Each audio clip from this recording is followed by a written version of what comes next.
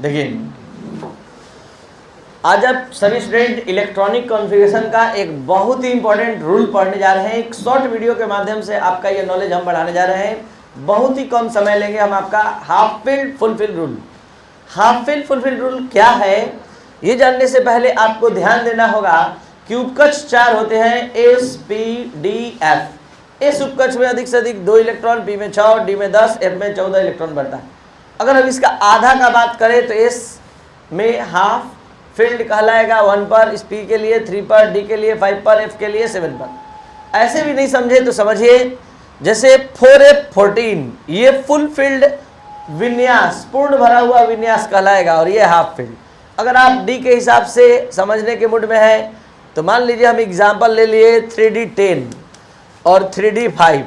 तो आप सभी स्टूडेंट समझ जाना चाहिए कि d10 पर पूर्ण भरा होता है तो ये फुल फील्ड है और 3d5 ये हाफ फील्ड। तो फुल फील्ड और हाफ फील्ड क्या होता है ये हमने समझाया। अगर p पर समझना चाहते हैं तो लीजिए समझिए, ये कहलाएगा p के हिसाब से फुल फील्ड बटपान, और ये हाफ फील्ड कहलाएगा 2p3। ये फुल फील्ड कहलाएगा p के हिसाब से 6 भरना मतलब पूरा भरना, और 3 भरना मतलब आधा भरना। तो ये कहलाएगा हाफ फील्ड, ये कहलाएगा फुल फील्ड।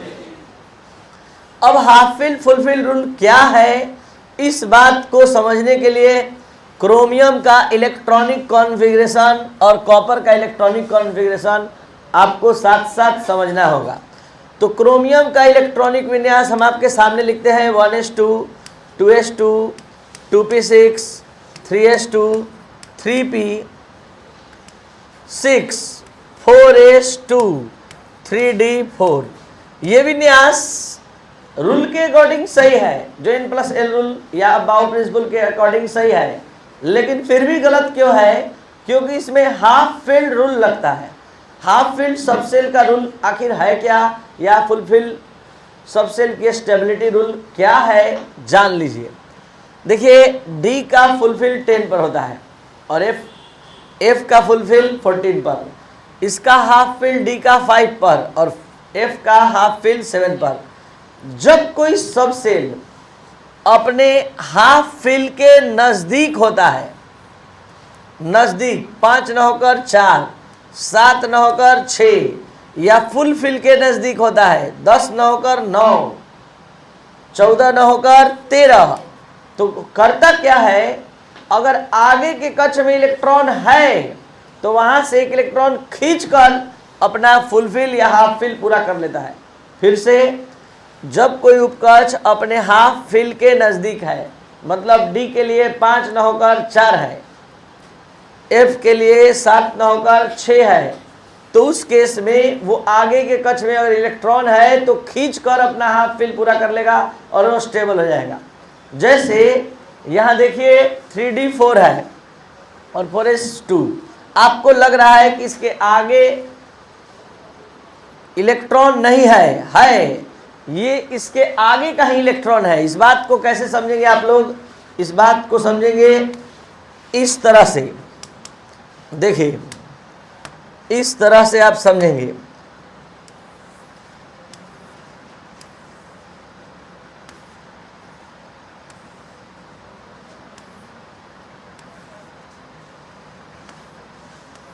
इस तरह से समझेंगे आप इस क्रोमियम के इलेक्ट्रॉनिक विन्यास को इस पर लिखवाइए 1s2, 2s2, 2p6, 3s2, 3p6, 4s2, 3d4। देख लीजिए, आगे के कक्ष में इलेक्ट्रॉन है, आगे के कक्ष में इलेक्ट्रॉन है।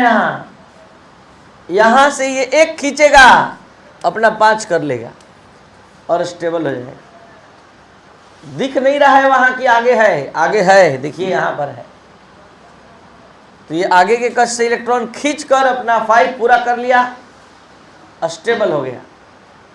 तो इस बात को आप यहाँ क्लियर किए, हमेशा के लिए ध्यान दीजिएगा। ये अपने हाफ फील्ड के नज़दीक है, आगे के कक्ष से इसने इलेक्ट्रॉन खींचा और इसको बंद कर दिया।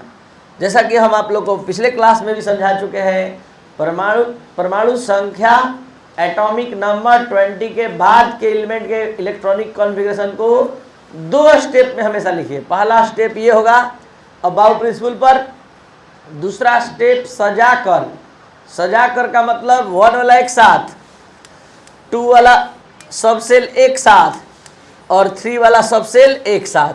तो 3 वाला सब सेल जैसे ही लिखिएगा आपको एकदम क्लियर हो जाएगा कि वास्तव में ये आगे वाला कक्ष का उपकक्ष था।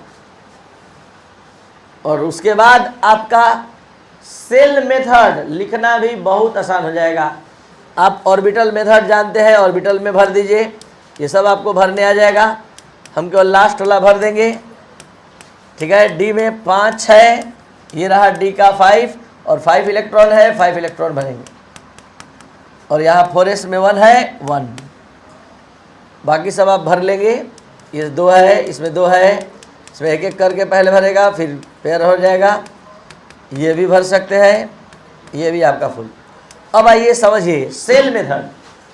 सेल मेथड 2, इस दोनों का एक साथ, इस तीनों का एक साथ क्यों हुआ? तीनों तीसरा कक्ष का है 13। तो इस तरह से अब हम आप लोग को नोबेल गैस मेथड भी सिखा दिए हैं। ये किसके रेंज में आता है? आर्गन।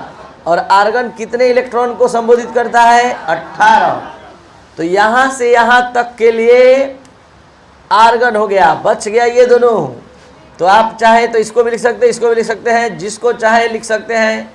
3d5 4s1 गिनिए, 18 5 23 और 1 24, 2 + 8 + 13 + 1 24 आ जाएगा।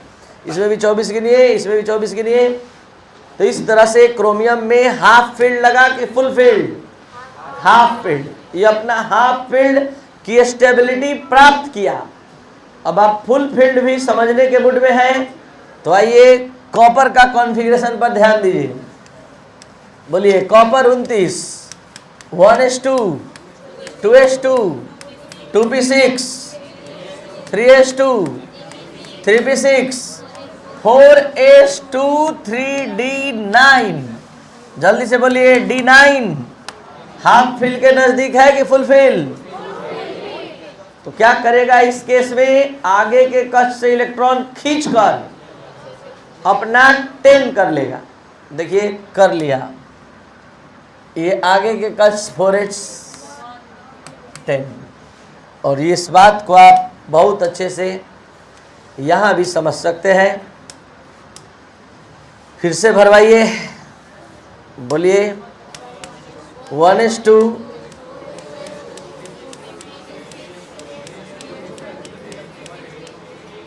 4s2, 3d9।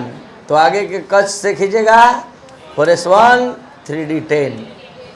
तो ये है फुल फील्ड। सब सेल की स्टेबिलिटी प्राप्त करना इसको बोलेंगे। इसलिए ये कॉपर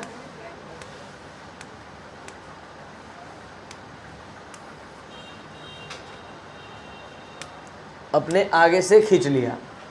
और अब इसको सजा कर लिखवा दीजिए 1s2, 2s2, 2p6, 3s2, 3p6, 3d10, 4s1। Direct cell method.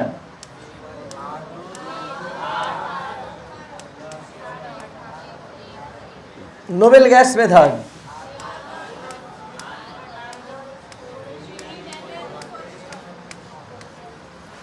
यही दोनों समझने लायक था। तो इस तरह का शॉर्ट वीडियो के लिए आप इस चैनल को सब्सक्राइब करें। और अच्छे से केमिस्ट्री समझ कर पढ़ना चाहते हैं, 2024 से 25 सेशन के लिए आप अच्छा अपना केमिस्ट्री का ये क्लास कंप्लीट करना चाहते हैं, तो आप एक ऐप डाउनलोड करें स्टडी ट्रेंड, या फिर 9431434546 पर व्हाट्सएप मैसेज करके आप प्राप्त कर सकते हैं। या फिर केमिस्ट्री का मतलब राजेश सर ऐप के माध्यम से भी आप पढ़ सकते हैं। Thank you.